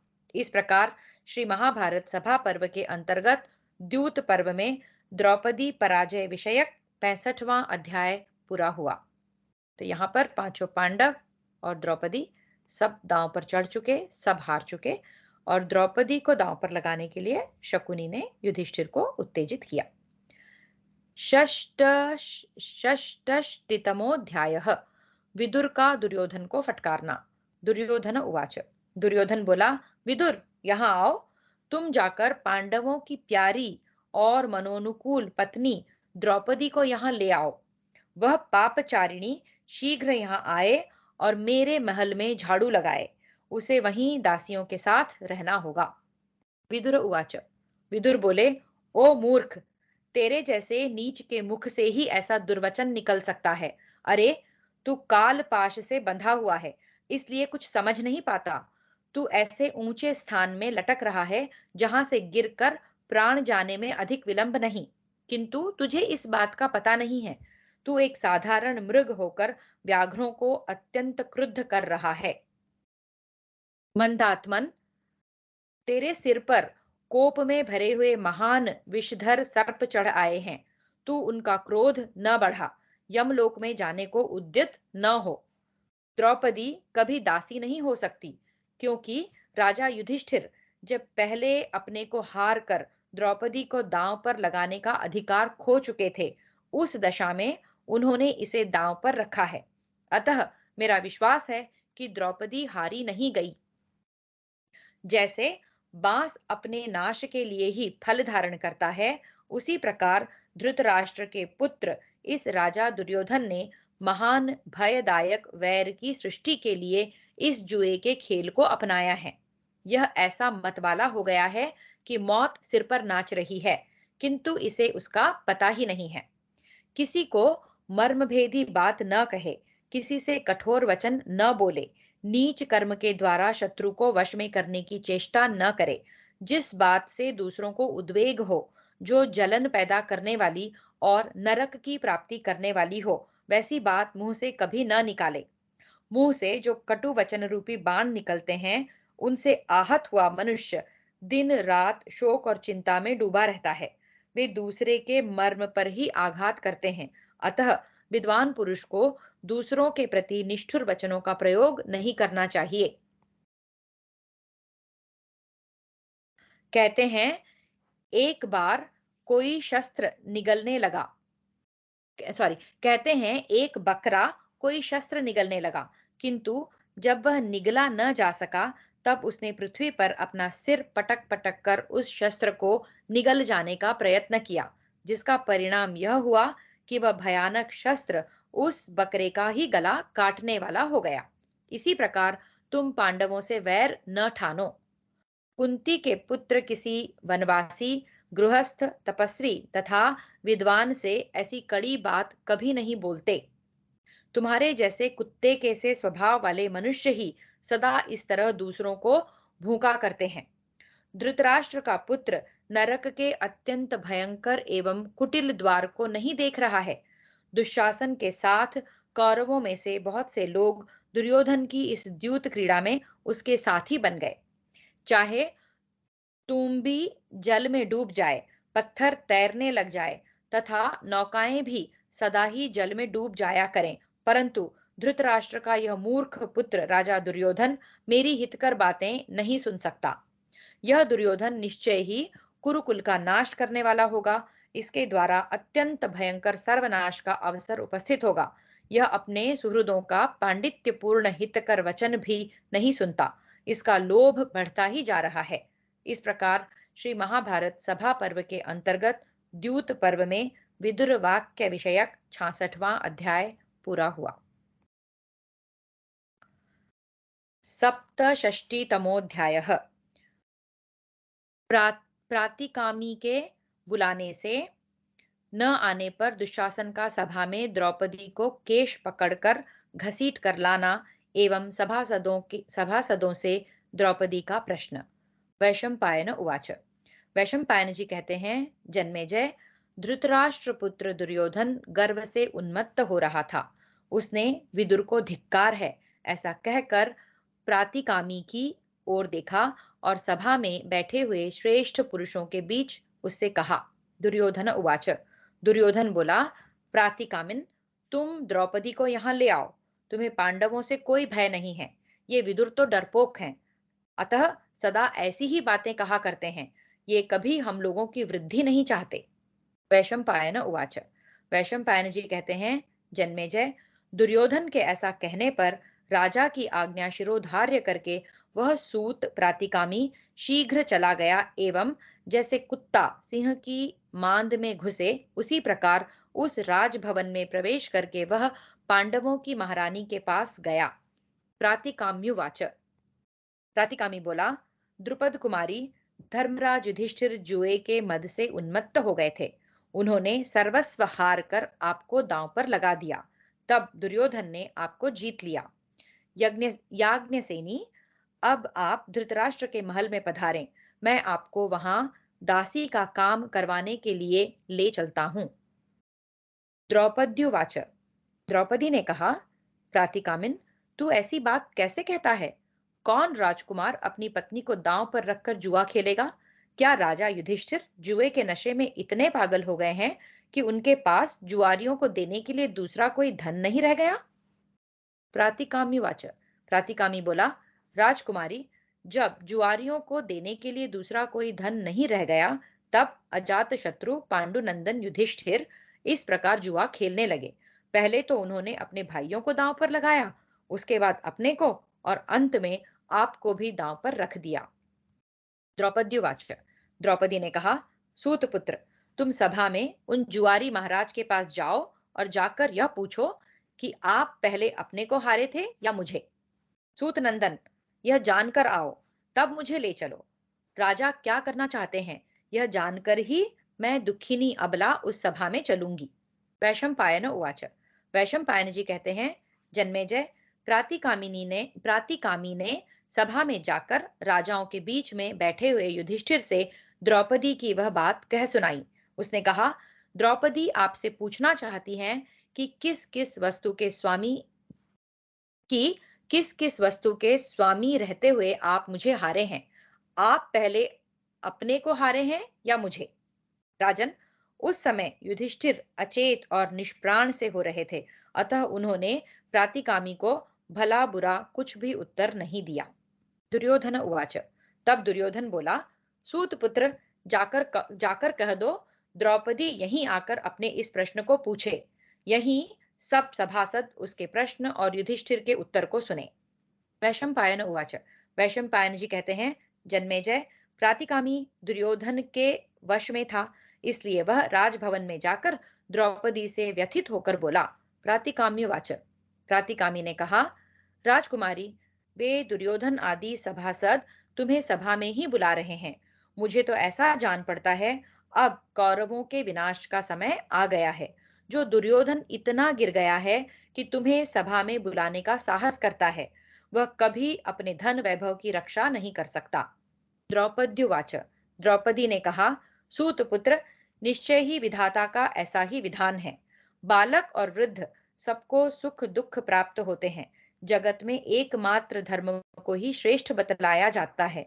यदि हम उसका पालन करें तो वह हमारा कल्याण करेगा।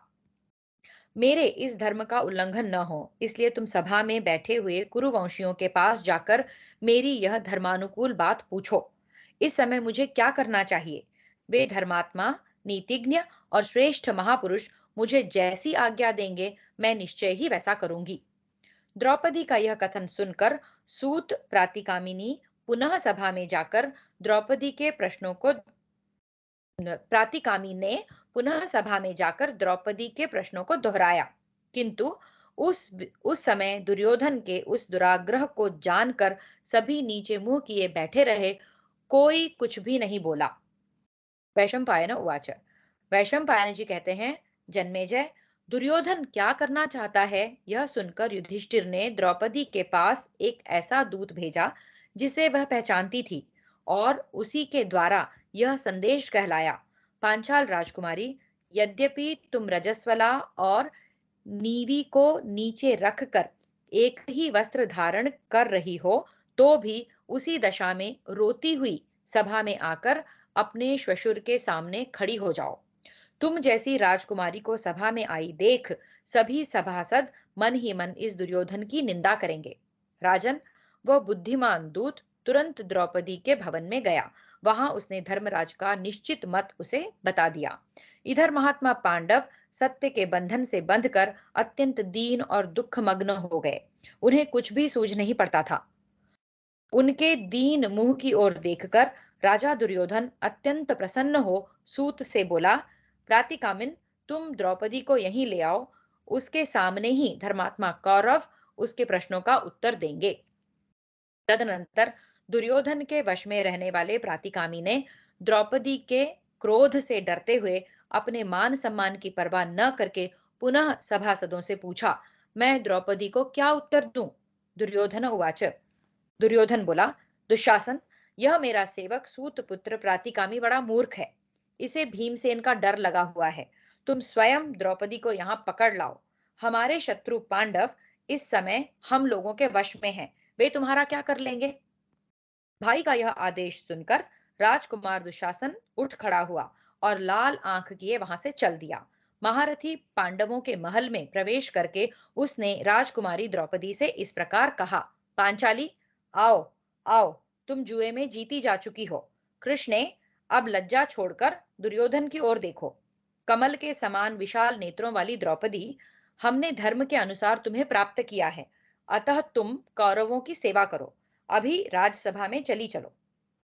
यह सुनकर द्रौपदी का हृदय अत्यंत दुखित होने लगा। उसने अपने मलिन मुख को हाथ से पोंछा। फिर उठकर वह आर्त अबला उसी ओर भागी जहां बूढ़े महाराज धृतराष्ट्र की स्त्रियां बैठी हुई थी। तब दुशासन भी रोष से गर्जता हुआ बड़े वेग से उसके पीछे दौड़ा। उसने महाराज युधिष्ठिर की पत्नी द्रौपदी के लंबे नीले और लहराते हुए केशों को पकड़ लिया।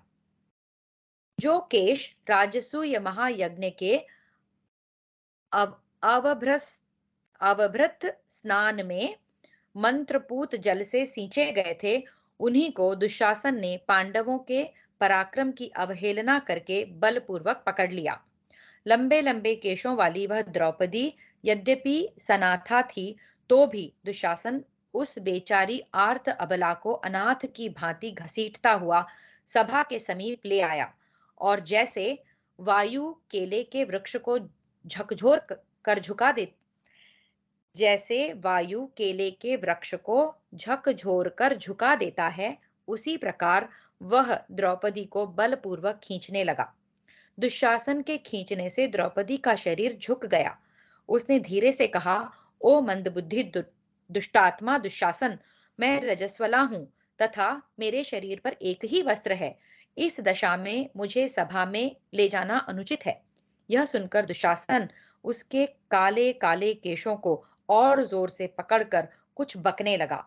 इधर यज्ञसेन कुमारी कृष्णा ने अपनी रक्षा के लिए सर्व पापहारी सर्व विजयी नर स्वरूप भगवान श्री कृष्ण को कृष्णा भगवान श्री कृष्ण को पुकारने लगी। दुशासन उवाच। दुशासन बोला, द्रौपदी, तू रजस्वला, एक वस्त्रा अथवा नंगी ही क्यों न हो, हमने तुझे जुए में जीता है, अतः तू हमारी दासी हो चुकी है।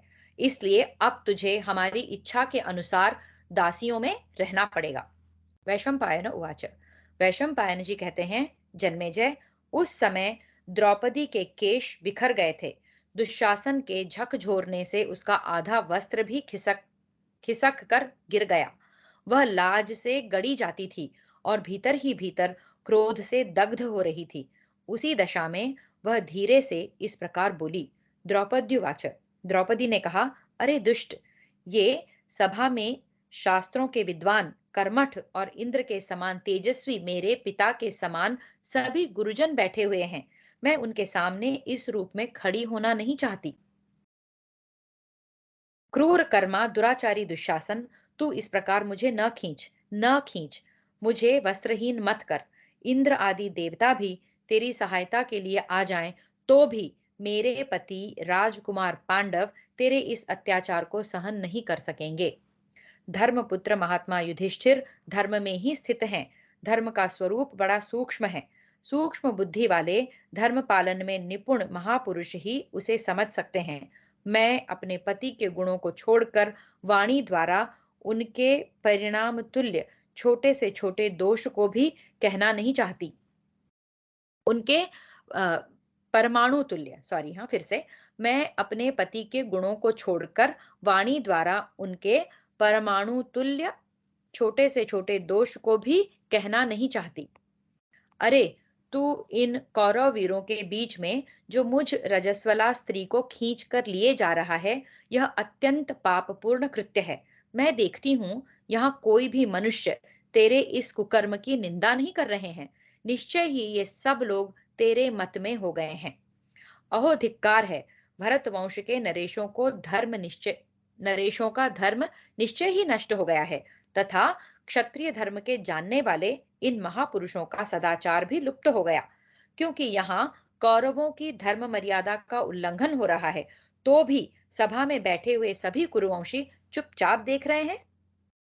जान पड़ता है द्रोणाचार्य, पितामह भीष्म, महात्मा विदुर तथा राजा धृतराष्ट्र में अब कोई शक्ति नहीं रह गई है। तभी तो ये कुरुवंश के बड़े बूढ़े महापुरुष राजा दुर्योधन के इस भयानक पापाचार की ओर दृष्टिपात नहीं कर रहे हैं। मेरे इस प्रश्न का सभी सभासद उत्तर दें।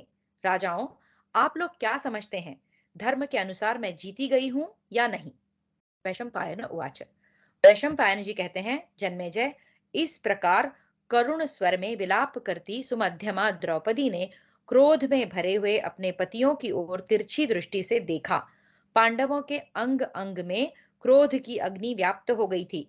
द्रौपदी ने अपने कटाक्ष द्वारा देखकर उनकी क्रोधाग्नि को और भी उद्दीप्त कर दिया। राज्य, धन तथा मुख्य मुख्य रत्नों को हार जाने पर भी पांडवों को उतना दुख नहीं हुआ था जितना कि द्रौपदी के लज्जा एवं क्रोध युक्त कटाक्षपात से हुआ था। द्रौपदी को अपने दीन पतियों की ओर देख दुशासन उसे बड़े वेग से झकझोर कर जोर जोर से हंसते हुए दासी कहकर पुकारने लगा। उस समय द्रौपदी मूर्छित सी हो रही थी। कर्ण को बड़ी प्रसन्नता हुई। उसने खिलखिलाकर हंसते हुए दुशासन के उस कथन की बड़ी सराहना की। सुबल पुत्र गांधार राज शकुनी ने भी दुशासन का अभिनंदन किया। उस समय वहां जितने सभासद उपस्थित थे, उनमें से कर्ण, शकुनी और दुर्योधन को छोड़कर अन्य सभी लोगों को सभा में इस प्रकार घसीटी जाती हुई द्रौपदी की दुर्दशा देखकर बड़ा दुख हुआ। भीष्म उवाच।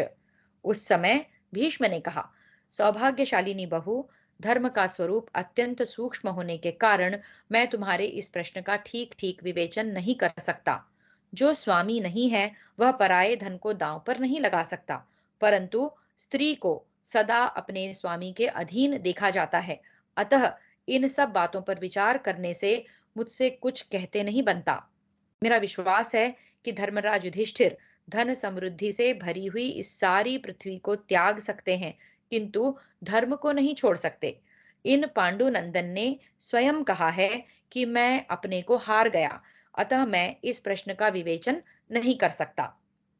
यह शकुनी मनुष्यों में द्यूत विद्या का अद्वितीय जानकार है। इसी ने कुंती नंदन युधिष्ठिर को प्रेरित करके उनके मन में तुम्हें दांव पर रखने की इच्छा उत्पन्न की है, परंतु युधिष्ठिर इसे शकुनी का छल नहीं मानते, इसलिए मैं तुम्हारे इस प्रश्न का विवेचन नहीं कर पाता हूँ। द्रौपद्युवाच। द्रौपदी ने कहा, जुआ खेलने में निपुण, अनार्य, दुष्टात्मा, कपटी तथा द्यूत प्रेमी धूर्तों ने राजा युधिष्ठिर को सभा में बुलाकर जुए का खेल आरंभ कर दिया। इन्हें जुआ खेलने का अधिक अभ्यास नहीं है, फिर इनके मन में जुए की इच्छा क्यों उत्पन्न की गई? जिनके हृदय की भावना शुद्ध नहीं है, जो सदा छल और कपट में लगे रहते हैं, उन समस्त दुरात्माओं ने मिलकर इन भोले भाले कुरु पांडव शिरोमणि महाराज युधिष्ठिर को पहले जुए में जीत लिया है, तत्पश्चात ये मुझे दांव पर लगाने के लिए विवश किए गए हैं। ये कुरुवंशी महापुरुष जो सभा में बैठे हुए हैं, सभी पुत्रों और पुत्र वधुओं के स्वामी हैं। सभी के घर में पुत्र और पुत्र वधुएं हैं। अतः ये सब लोग मेरे कथन पर अच्छी तरह विचार करके इस प्रश्न का ठीक ठीक विवेचन करें। वह सभा नहीं है जहां वृद्ध पुरुष न हो, वे वृद्ध नहीं है जो धर्म की बात न बतावें, वह धर्म नहीं है जिसमें सत्य न हो, और वह सत्य नहीं है जो छल से युक्त हो।